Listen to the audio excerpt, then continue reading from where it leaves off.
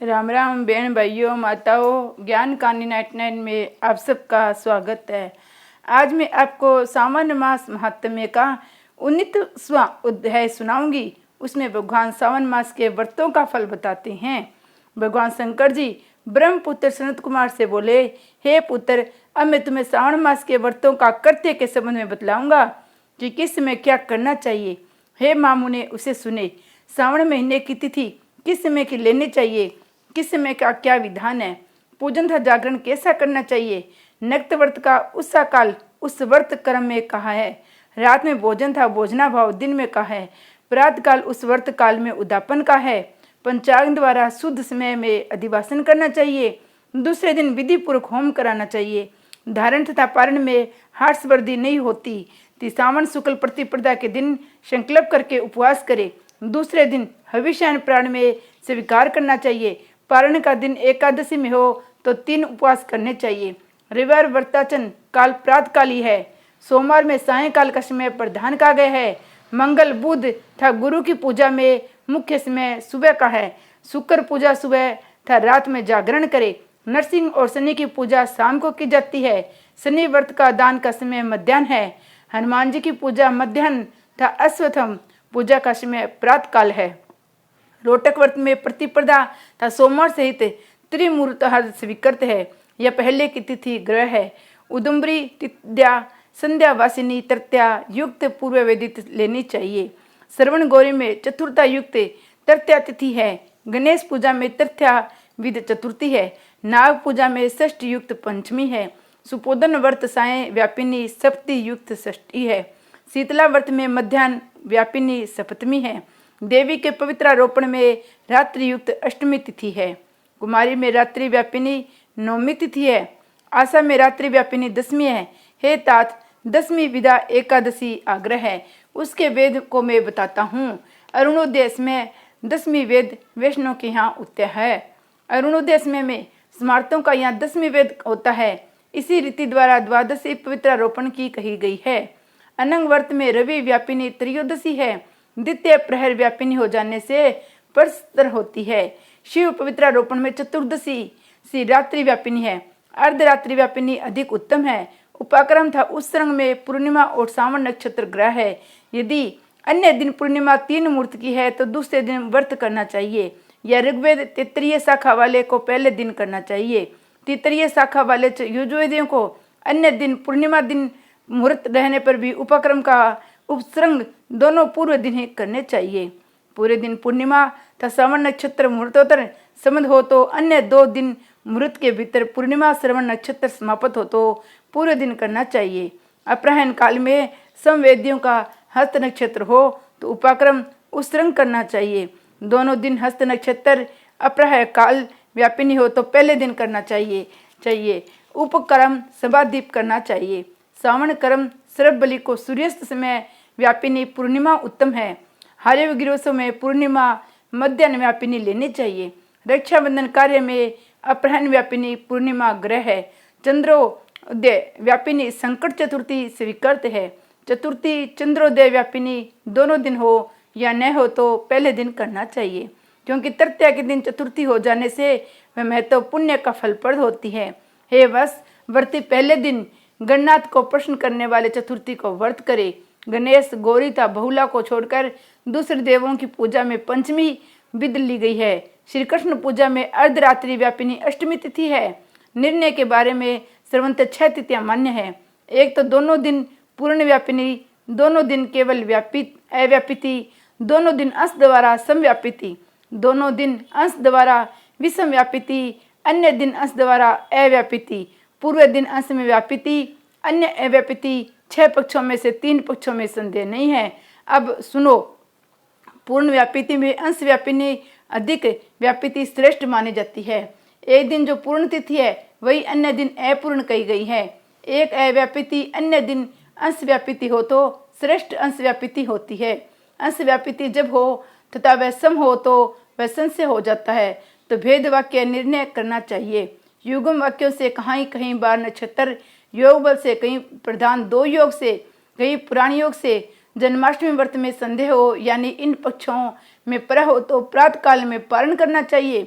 यदि 3 प्रहर अष्टमी समाप्त हो तो बाद तक रहती हो तो सुबह में पारण करना चाहिए। पिठोरा व्रत में मध्यान्ह व्यापिनी अपा शुभ है। वर्षभ अर्चन में सायंकाल व्यापिनी अमावस्या ली गई है तो दुओं के समय में संचय से संभव समय है। सूर्य की करक संक्रांति में 30 घड़ी पहले पुण्य समय माना गया है। सिंह संक्रांति में 16 घड़ी तथा 16 घड़ी बाद में पुण्य समय आ जाता है। कुछ ऋषि सिंह की संक्रांति के समय 16 घड़ी पुण्य समय मानते हैं। अगस्त्य अर्ध समय व्रत सहित ही कहा है। हे बस मैंने ये कर्म का काल निर्णय बताया है। इस अध्याय को जो सुनता तथा सुनाता है उसको श्रावण मास के सभी व्रतों का फल प्राप्त हो जाता है। श्री शंकर भगवान की जय। श्रावण मास का 38वां अध्याय, इसमें भगवान महात्म्य का फल बताया है। भगवान शंकर जी बोले, हे बस श्रावण मास का जो महात्म्य मैंने तुम्हें बताया है उसे यदि कोई 100 वर्ष तक उसका वर्णन करता रहे तो भी वह पूरी तरह नहीं कह सकता। सती ने दक्ष प्रजापति के यज्ञ में अपने शरीर का होम करने के बाद हिमालय की पुत्री के रूप में पैदा होकर इस श्रावण मास का सेवन किया था, जिसके कारण उसके ने मुझे पति रूप में प्राप्त किया है। इसलिए यह महीना मुझे बहुत प्रिय है। इस महीने का ये विशेषता है कि इसमें न तो अधिक ठंड पड़ती है न अधिक गर्मी पड़ती है। इस माह में राजा और प्रजा दोनों को अपने शरीर में वैदिक मंत्रों द्वारा सफेद भस्म लगानी चाहिए।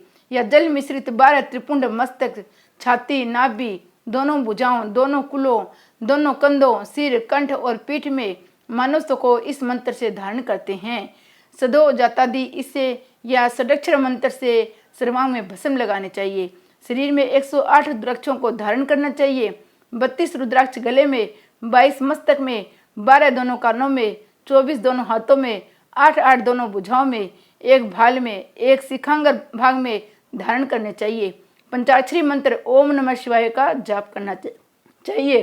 श्रावण मास को मेरा प्रिय मास जानकर इस मास में मेरी तथा केशव की पूजा करनी चाहिए। मुझे इस महीने में कृष्ण जन्माष्टमी अधिक प्रिय है। इस दिन देवकी के गर्भ से जो कृष्ण का जन्म हुआ था। हे बस मैंने तुमसे श्रावण महीने का लेस मात्र महात्म्य कहा है, अब तुम क्या सुनना चाहते हो?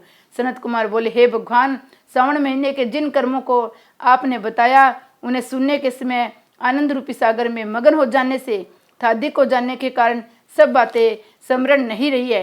हे नाथ, तथ्य रूप से आप सुनाए जिससे कर्मों से पता चले था भक्ति पूर्वक ग्रहण कर सकूं। भगवान सदाशिव बोले, समाई तो शुभ अनुक्रम का सुनो। सौनक ऋषि का पूर्व प्रश्न है, अनंतर सूर्य का उत्तर है। सुनने वाले गुणों की कथा, तुम्हारे प्रश्न और श्रावण मास की तथा श्रावण की स्तुति। हे मुनि श्रेष्ठ, फिर सविस्तार तुम्हारा प्रश्न हुआ। तुम्हारे द्वारा मेरी स्तुति, नाम, निर्वाचन आदि सहित हुए। फिर उत्तर क्रम में जिस समय सब उद्देश्य है, विशिष्ट तरह से तुम्हारा प्रश्न नक्त, व्रत, रुद्राभिषेक था, लक्ष्य, पूजन, विधान, दीपदान, महात्म्य, किसी प्रिय चीज का त्यागना, रुद्राभिषेक का फल, रुद्राभिषेक का पंचामृत फल, भूमि शयन था, मौन व्रत फल, धारण पारण विधि, मासोपवास कथन, सोमख्यान में लक्ष्यवर्ती विधि कथन, कोटिलिंग विधान, अनुदन व्रत कथन, हविष्यन भोजन, पत्तल पर भोजन, साख त्याग, भूषण, प्रांत काल स्नान, दसम कथम, स्फटिक आदि के लिंगों की अर्चना, जप, पूजन, फल, प्रदक्षिणा, नमस्कार, वेद प्रायण, पुरुष सूक्त, विधि ग्रह, विधि योग, कर्म से रवि, चंद्रता, भौम का व्रत कथन, बुध, गुरु व्रत, शुक्र के दिन जीवंतिका व्रत, शनि के दिन नरसिंह व्रत, शनि, हनुमान और पिंपल व्रत कथन, रोटक व्रत, औटुंबर व्रत महात्म्य, श्रवण गौरी था, दुर्वा गणपति व्रत कथन, पंचमी में नाग व्रत, षष्ठी को सुपोदन, सप्तमी को शीतला व्रत, पवित्रारोपण विधि, नवमी को दुर्गा कुमारी पूजा, दसवीं को आशा व्रत, एकादशी देव व्रत, द्वादशी विष्णु प्रियतम पवित्रारोपण, त्रयोदशी को कामदेव व्रत, चतुर्दशी को शिव प्रीत्यार्थ पवित्रारोपण, पूर्णिमा को उपाक्रम उपसर्ग, श्रावणी क्रम विधि, सरबली, हांगिरो जयंती, महोत्सव, सभादीप, रक्षाबंधन, गजानन का संकटनाशन व्रत, कृष्ण जन्माष्टमी व्रत, कथा विधि, पिठोर व्रत, पोला संज्ञक वर्षभ व्रत, द्रव्य संग्रह, नदियों का रसवला काल, सिंह की संक्रांति में गो पशु होने पर अनिष्ट शांति, कर्क सिंह श्रावण में दान, स्नान युक्त मास महात्म्य, श्रावण एवं कथन, व्यास पूजा, अगस्त्य ऋषि विधि, कर्म था व्रतों के फल का, निर्णय एवं मास महात्म्य के सुनने से मास के समस्त व्रत के फलों का भागी होता है। हे सनत कुमार, तुम अपने मन में इसी कर्म को ग्रहण करो। जो प्राणी इस अध्याय को श्रवण करता है वह पूरे मास के व्रतों का फल अनायास ही प्राप्त कर लेता है। हे विपेंद्र, प्राणी मास के किसी एक व्रत को करने से मुझे सर्वप्रिय हो जाता है। सूत जी ने शौनकादिक ऋषियों से कहा है, हे ऋषि वृंद, सनत कुमार श्रावण मास की स्तुति करके देवाधिदेव भगवान श्री सदाशिव को अपने मन में स्मरण करते हुए उन सभी ऋषियों की आज्ञा लेकर अपने आश्रम को चले गए। इस अद्भुत रहस्य को आप भी हर किसी से न कहना, यह तो आप सबको उचित पात्र जानकर ही मैंने प्रकट कर दिया है। जय शंकर भगवान की जय। ओम नमः शिवाय। भगवान शंकर जी ने सावन मास महात्म्य के 30वें अध्याय में सारे महात्म्य का सार बतलाया है। आप ये सारे अध्याय मेरे चैनल पे जाके देख सकते हो। इसकी लिंक मैं आपको डिस्क्रिप्शन में डाल दूंगी।